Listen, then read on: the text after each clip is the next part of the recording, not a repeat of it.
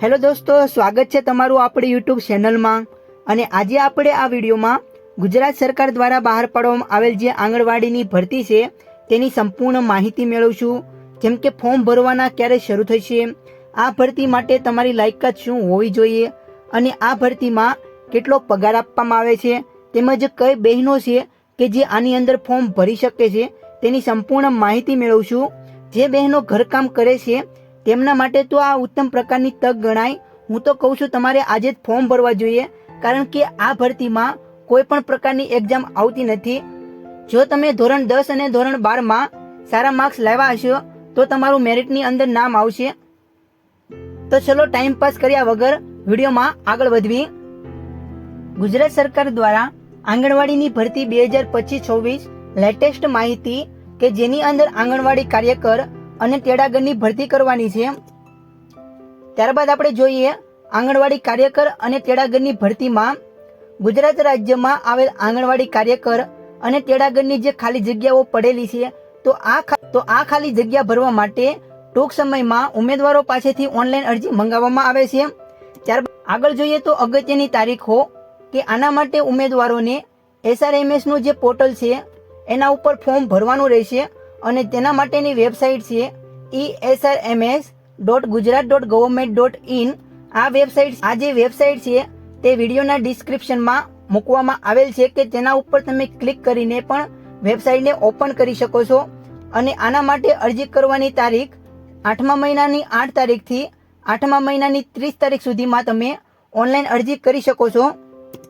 આગળ જોઈએ તો આ ભરતીમાં કેટલો પગાર આપવામાં આવે છે। જો આંગણવાડી કાર્યકર છે તો એને દર મહિને 10,000 રૂપિયા આપવામાં આવશે, અને આંગણવાડી તેડાગર છે તો એને દર મહિને 5500 રૂપિયામાં આપવામાં આવશે। આ ભરતીમાં કુલ જગ્યાઓ કે જે હજી આંકડો નક્કી નથી કરવામાં આવેલ, અંદાજિત આંકડો આપવામાં આવેલ છે કે જે આંકડો 9878 જગ્યા ઉપર ભરતી કરવાની છે। ત્યારબાદ આવે છે વય મર્યાદા કે આંગણવાડી કાર્યકર અને તેડાગરની માનક સેવાઓમાં પસંદગી માટે અરજી કરનાર ઉમેદવારની અરજી કરવાની જે છેલ્લી તારીખના રોજ ઓછામાં ઓછી, એટલે કે તમે જ્યારે અરજી કરો છો ત્યારે તમારે ઓછામાં ઓછી 18 વર્ષ અને વધુમાં વધુ 33 વર્ષની ઉંમર હોવી જોઈએ, તો જ તમે આના માટે લાયક ગણાશો, નકર તમે લાયક નહીં ગણાવો। ત્યારબાદ જોઈએ શૈક્ષણિક લાયકાત, તો આ ભરતીમાં તમારી લાયકાત શું હોવી જોઈએ। તો જે આંગણવાડી કાર્યકરમાં ફોર્મ ભરે છે એના માટે તેને 12મું પાસ કરેલું હોવું જોઈએ, અને જે આંગણવાડી તેડાગરમાં ફોર્મ ભરે છે તો એને 10મું પાસ કરેલું હોવું જોઈએ। જો તમે 12 પાસ કરેલું હશે તો તમે આંગણવાડી કાર્યકર અને આંગણવાડી તેડાગર બંનેમાં ફોર્મ ભરી શકો છો, અને જો તમે 10 પાસ કરેલું હશે તો તમે માત્ર આંગણવાડી તેડાગર માટે જ ઓનલાઈન ફોર્મ ભરી શકો છો। આંગણવાડી કાર્યકર માટે તમે ઓનલાઈન ફોર્મ ભરી શકતા નથી।